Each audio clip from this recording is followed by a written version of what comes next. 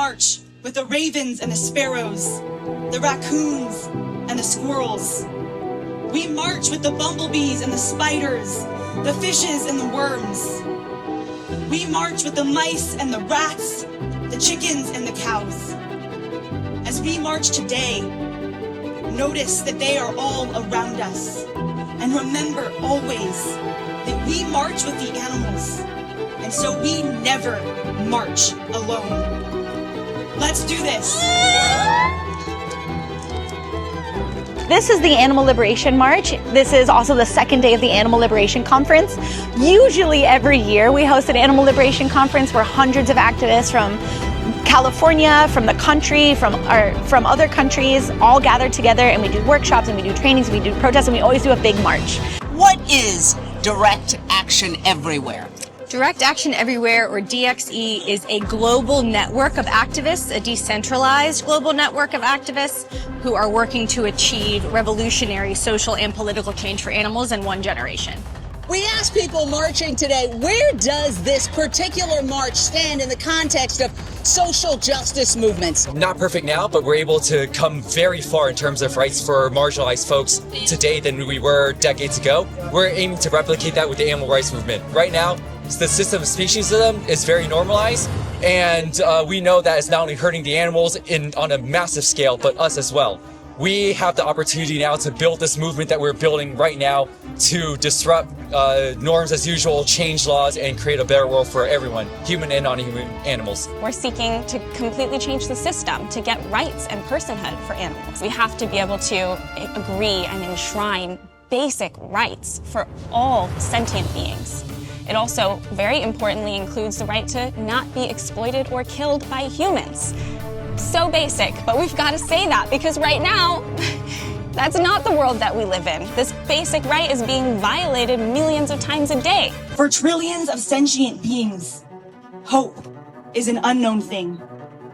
From the moment they are born, their bodies are turned into machines of production, destined to die before being defiled by plastic casings decorated with barcodes and lies.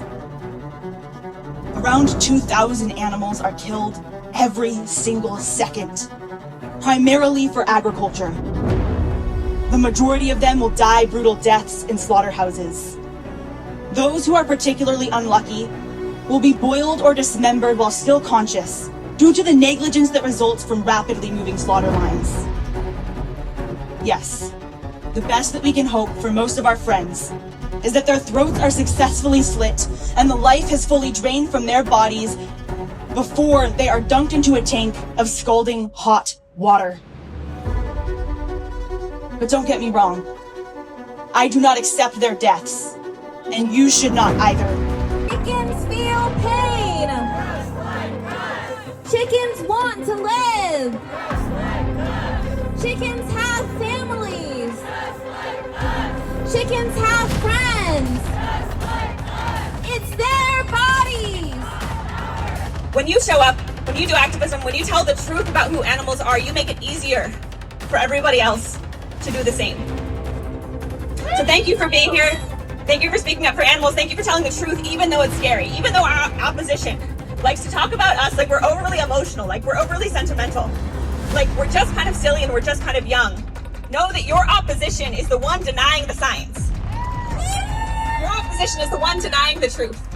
Most of us are raised omnivores. I was too. I grew up here in America, love that stuff. But then I learned some things. And when people learn things, they make different choices. We're out here trying to raise awareness to help people learn things that they may not be comfortable learning so they can make informed choices. And when people just find it funny, does that frustrate you? Yeah, but that's a normal psychological defense mechanism. So what we're really talking about here is how are we going to define America? This absolutely quaint city, Petaluma, is the classic American city. It is iconic, it is quaint, it is beautiful.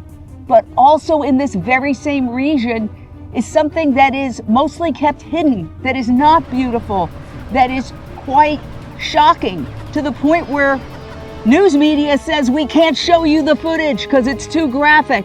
And that is modern day industrialized animal agriculture. And we're marching here in Sonoma County in Petaluma, which has been referred to as the egg basket of the world. Many people really believe that these products are free range, organic, they use all of these labels and all these marketing tactics. But our friends have been inside of these places, have documented the conditions. It's all lies. It's the same massive factory farms that you find in the Central Valley, in North Carolina, in Utah, happening right here behind closed doors, just outside of the city. And there's this idea that what is happening now is just like it was in the past, and that's not true. I mean, we know that even if there was small-scale farming, that would still be animal exploitation, and we have to evolve past that. But even worse than that is a lot of people here have this idea that there aren't factory farms in Petaluma and Sonoma County, and that it's all like, a couple chickens running outside in the grass. And that's absolutely not true. So we're here to kind of shatter that illusion.